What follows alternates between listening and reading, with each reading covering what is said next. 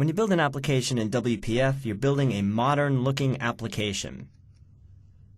But don't forget that even modern-looking applications still use menus. And you can place a menu wherever you want, but traditionally you'll place it in the upper left. And to do that, you can use a grid, you can use a dock panel, and you set the isMain-Menu property of the menu to true to indicate that it's a top-level menu. Menus consist of menu items, and the menu item is a container control. It has a header property that contains the actual menu item text. You can add an image to the menu item by setting the icon property, and then the click event occurs when the user selects a menu item. So here's an example of defining a menu in XAML.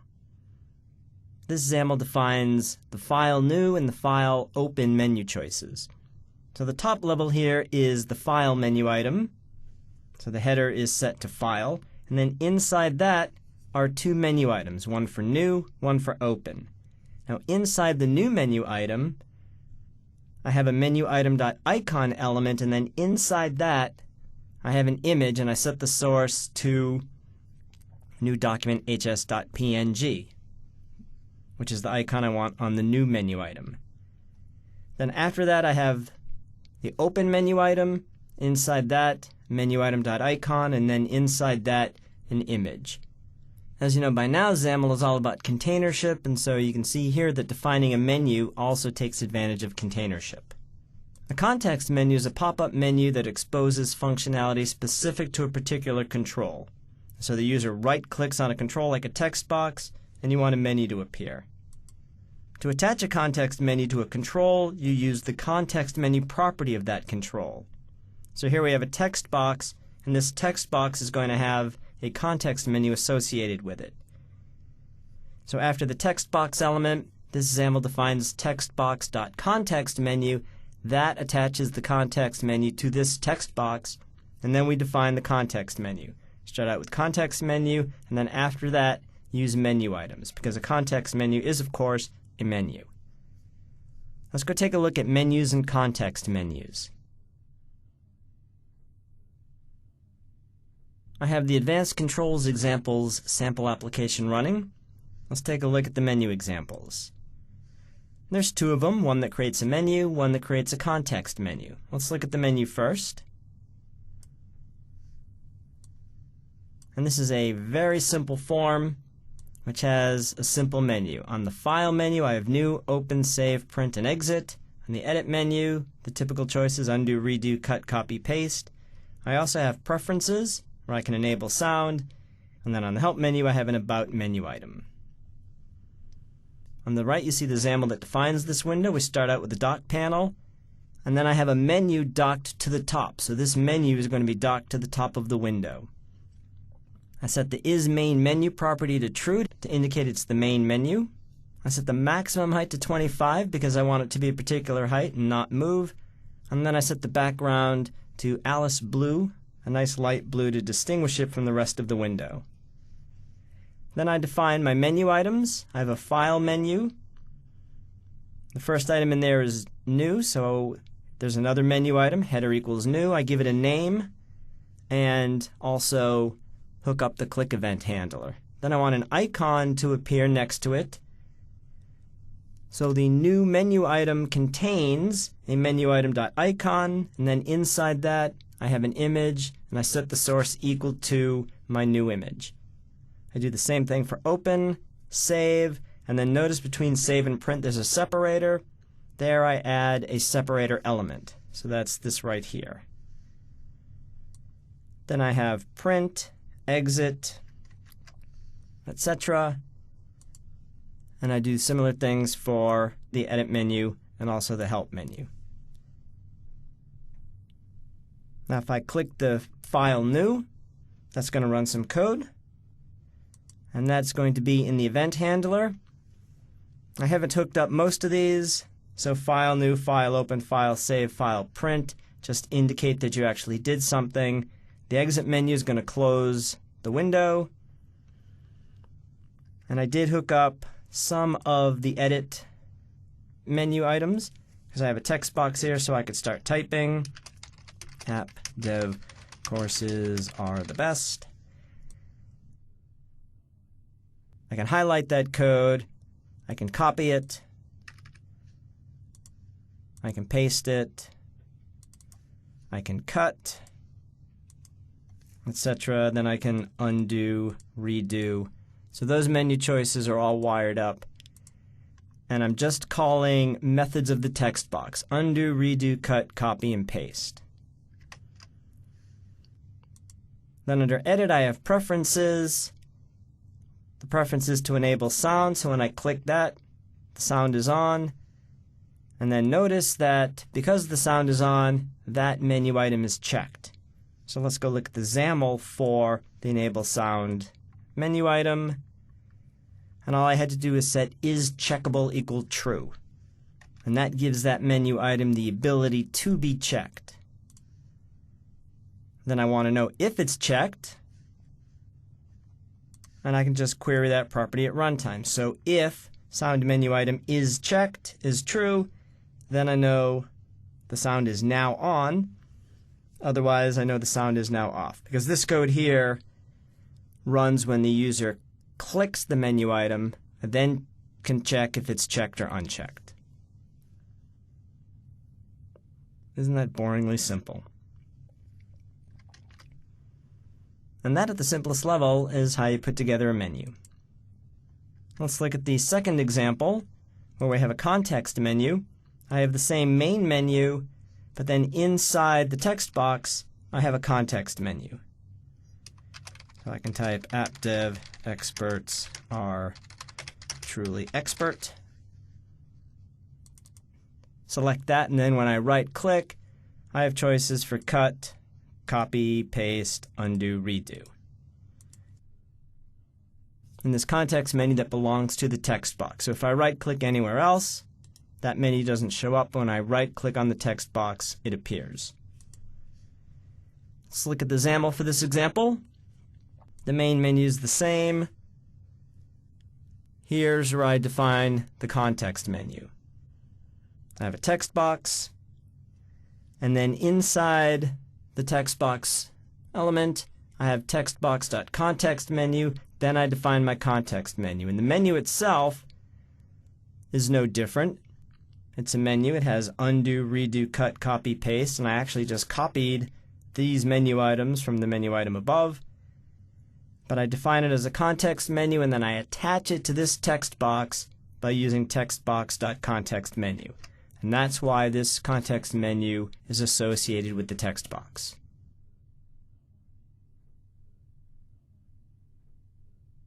The scroll viewer is a content control that has both horizontal and vertical scroll bars built into it. And it's very handy when your content may not fit in a window and you want to enable scrolling. So for example, if you're showing instructions and you have 7 paragraphs that won't all fit in a window, or you're showing images, you have 12 images you want to show, they're not all going to fit in a window, you can put the content, the text, the images inside a scroll viewer, then you have built in the ability to scroll.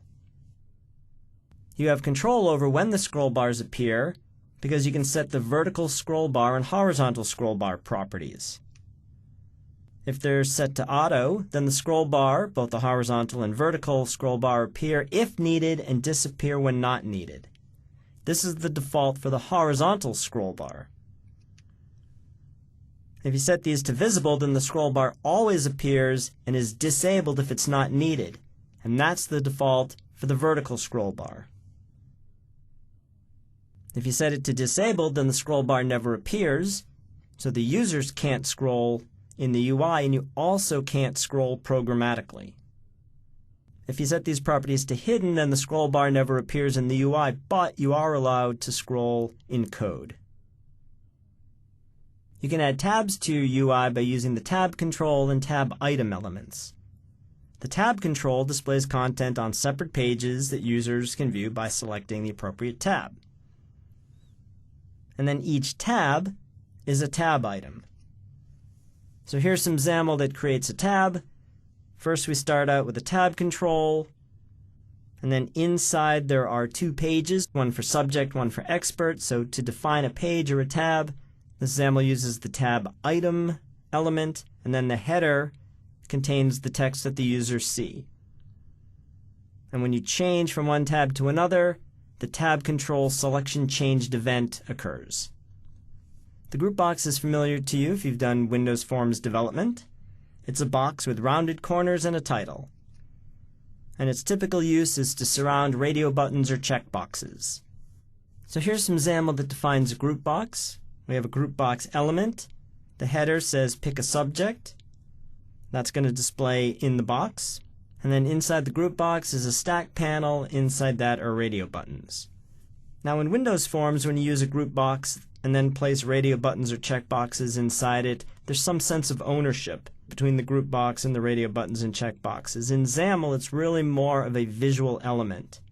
The radio buttons don't literally belong to the group box. The group box is really more of a border. The expander control is basically a header and then a collapsible content region. It's a handy device for managing real estate in your UI. So you'll have some text and then a circle with an arrow in it. The user clicks the arrow and the region expands, and then you can display content.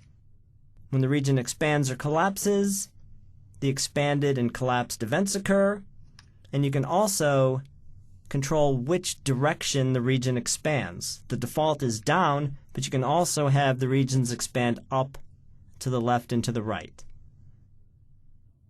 This XAML defines an expander, so inside a stack panel we have an expander. The header is set to Robert Greene, so that text displays. And then inside the expander is a stack panel, and inside that is the content that's going to appear when the user expands the region. So let's go see how to use the scroll viewer, the tab control, the group box, and the expander in applications. Let's take a look at using the scroll viewer. In this window, I'm showing the AppDev experts, and I display their image and their biography. There are 5 experts total, and that information is not all going to fit in this window. So to see additional experts, I can scroll down and then back up. Now, if the window is not wide enough to display all of the information horizontally, notice the horizontal scroll bar appears, and now I can scroll side to side. And then if I widen this again so it's wide enough to display all the information, the horizontal scroll bar disappears. Let's take a look at the XAML used to get this scroll viewer. And let me once again make this narrower so we can see the XAML. Here's the scroll viewer. I give it a name, and I've set its horizontal scroll bar visibility property to auto. I'll talk about that in a second, but inside the scroll viewer I have a stack panel, and then inside that stack panel I have 5 stack panels, 1 for each expert.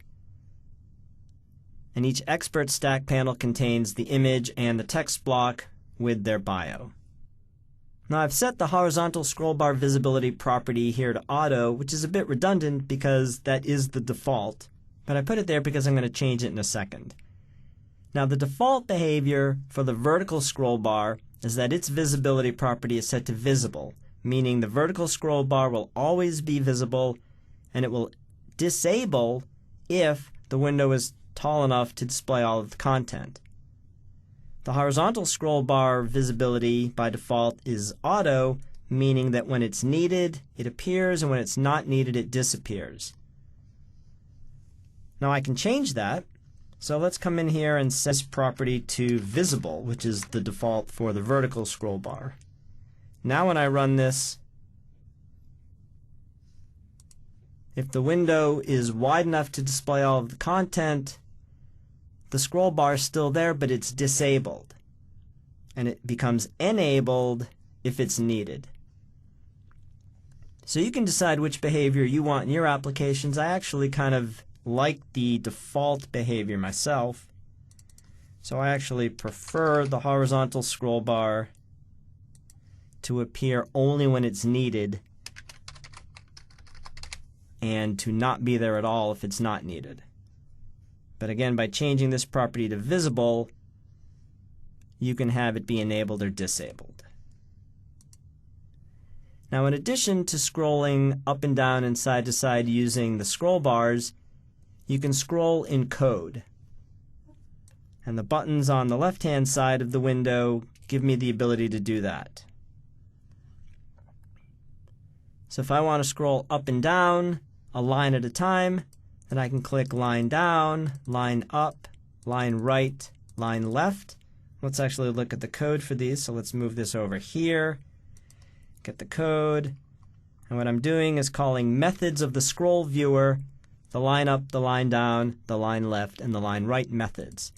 Now what do I mean by line here? Like, what does the runtime mean by line here? It really means a few pixels at a time. Now I can scroll a page at a time by calling the page up, page down, page left, and page right methods of the scroll bar. There they are here. And by page we mean even more pixels at a time. So both pages and lines are a fixed amount of pixels, pages being more than lines. Now notice as I page down, at the top of the scroll viewer is part of the expert above this expert, and as I page up, again, the experts at the top are being cut off, or as I page to the right, the experts are being cut off. And maybe I don't want that, so if I set the CanContent scroll property to true, and when I clicked that checkbox, what I did was I set the CanContent scroll property of the scroll viewer. Now when I page down, notice that we wind up at the top of an expert here. Yes, the experts are being cut off at the bottom, but they're not being cut off at the top. And if I page to the right, the experts are being cut off on the left, but the content is not cut off on the right. So I can scroll from element to element. So as I page down, I'm scrolling to the next image, or paging up, scrolling to this image here. And as I page to the right, I'm scrolling to this text block, and page left, scrolling to the image. If I click the home, top, end, or bottom buttons, then I'm going to call the scroll to top, the scroll to home, scroll to top, scroll to end, or scroll to bottom methods. So if I click home, I go to the very top. If I click end, I go to the bottom. If I click top, I go to the top, and bottom, I go to the bottom. So what's the difference between home and top, end and bottom? Well, if you're all the way over to the left, there is no difference. They just go up and down. But watch what happens if I scroll over to the right. If I click home, I go to the upper left. Whereas if I now go to the bottom right, if I click top, I just go straight up. And if I'm all the way over to the right on the top and I click end, I go to the lower left. But again, if I'm all the way up in the upper right and I click bottom, I go straight down. So there is a subtle difference between home and top and end and bottom. Home goes to the upper left, top goes to the top, end goes to the lower left, bottom goes straight down to the bottom. And if I want to scroll left and right, I have equivalent choices, and those are, where are they? They're in here somewhere. There they are. Scroll to left end, scroll to right end. Left end goes all the way over to the left, and right end goes all the way over to the right. So with this content, instructors' images and bios, there's a good chance that you'll just leave the users on their own to scroll up and down, left and right using the scroll bar. But if you were displaying textual content, maybe it's a contract or instructions, then the ability to scroll by line, by page, home, top, end, bottom, left end, right end, might actually be very useful. Let's move on to our next example, and those are headered content controls. And they're called headered content controls because they are content controls with headers. And the three we're going to look at are the tab control, the group box, and the expander. So in this window, I want to give users the ability to vote for their favorite AppDev subject and expert. So I have two tabs, one for subject, one for expert. Let's take a look at the XAML first. Get the example back. Here we go. So I've defined a tab control, and that tab control has two tabs. So to create a tab, I use the tab item, and the header property determines the text that appears in the tab. So one for subject, and then down here one for expert. And then within the subject tab, I have a group box with a header, pick a subject, and then inside that a stack panel that contains the 4 radio buttons. If I click the expert tab, I have expanders. Let's take a look at the XAML and get this back. So the expert tab is a stack panel that contains 5 expanders, one for each expert. And an expander is a collapsible or expandable region of content. So if I click Robert Greene, for example, if I click the arrow next to Robert Greene, then after displaying a message box, I expand that region. The region contains a stack panel with an image and a text block. And if I expand Ken Getz, for example, I'm programmatically collapsing the Robert Greene region and expanding the Ken Getz region. Now notice that Robert Greene and Ken Getz both expand down. The other 3 experts expand in different directions, and the direction you expand can be controlled by setting the expand direction property. That's right here. So Don Kiley expands to the right, Dan Wahlin expands to the left, and Doug Ware expands up. I don't know that you'd necessarily use all 4 of these at the same time on a single window, but those are your 4 options. Now when I click on Robert Greene, 2 things happen. One is I display a message box, and then the other thing is that any open regions collapse. That is not default behavior. I've actually asked for it. And when you expand a region, the expanded event handler occurs, and here I'm displaying the message and setting the isExpanded property of all of the other expanders to false. So for each of the expanded event handlers, for each of the expanders, when they're expanded, I'm making sure that the other regions collapse. You can certainly have multiple expanders expanded at the same time, but for this example, I only wanted one expanded at a time because that's how you vote for an expert. So when you click the vote button, first thing I want to do is find out which tab is selected. So if the user's in the subject tab, they pick a subject and click vote. I check to see if the subject tab item is selected, because then I know to go see which radio button is checked. If the user's in the expert tab, then I know to check to see which expander is expanded. Now in addition to expanding or collapsing regions or displaying a message box, what else might you do in the expanded event handler? Well, you might be displaying companies. And when the user expands the company region, you display information about the company and its logo. You might also want to display its sales for the previous year.